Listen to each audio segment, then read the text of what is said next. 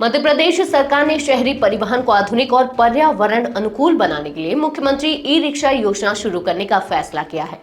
इस योजना का उद्देश्य शहरी गरीबों, विशेष रूप से महिलाओं और ऑटो रिक्शा चालकों को आर्थिक रूप से सशक्त बनाना है। इसके तहत 3,500 हितग्राहियों को ई रिक्शा उपलब्ध कराए जाएंगे, जिससे उनकी आय में वृद्धि होगी और नगरीय क्षेत्रों में प्रदूषण नियंत्रण में भी मदद मिलेगी। यह योजना 2027 व 28 तक लगातार लागू की जाएगी ताकि अधिकतम लोगों को लाभ मिल सके। नमस्कार, मैं हूं विजय और आप देख रहे हैं यूबी न्यूज। आज की रिपोर्ट में हम बात करेंगे कि यह योजना किस तरह से प्रदेश के ऑटो रिक्शा चालकों, खासकर महिलाओं के जीवन को बदलने वाली साबित हो सकती है। साथ ही इसमें मिलने वाली ऋण सुविधा, सरकारी सब्सिडी और इसके चयन प्रक्रिया के बारे में भी विस्तार से चर्चा करेंगे।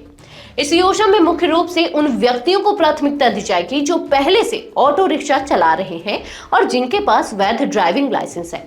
इसे सुनिश्चित होगा कि ई रिक्शा उन्हीं लोगों को मिले जो वास्तव में इसका सही उपयोग कर सकते हैं। महिलाओं के आर्थिक सशक्तिकरण को ध्यान में रखते हुए इस योजना में विशेष रूप से शहरी गरीब महिलाओं को भी शामिल किया गया है। इससे न केवल महिलाओं को आत्मनिर्भर बनने का अवसर मिलेगा, बल्कि उनके परिवारों की आर्थिक स्थिति भी मजबूत होगी। योजना के तहत लाभार्थियों को ई रिक्शा खरीदने के लिए ब्याज मुक्त ऋण प्रदान किया जाएगा। यह ऋण दीनदयाल जन आजीविका मिशन शहरी घटक के तहत 4 लाख रुपए तक दिया जाएगा।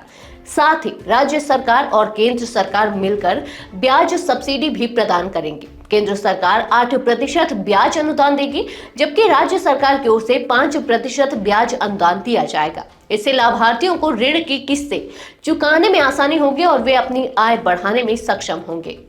इस योजना में लाभार्थियों के चयन की प्रक्रिया को पारदर्शी और सरल बनाया गया है।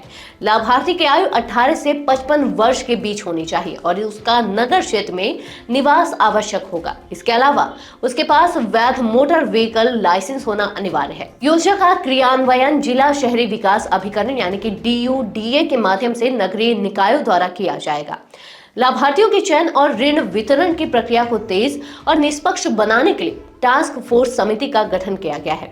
इस समिति में परियोजना अधिकारी यानी कि शहरी विकास अभिकरण अध्यक्ष होंगे और इसमें बैंक प्रतिनिधि और योजना प्रभारी भी शामिल होंगे।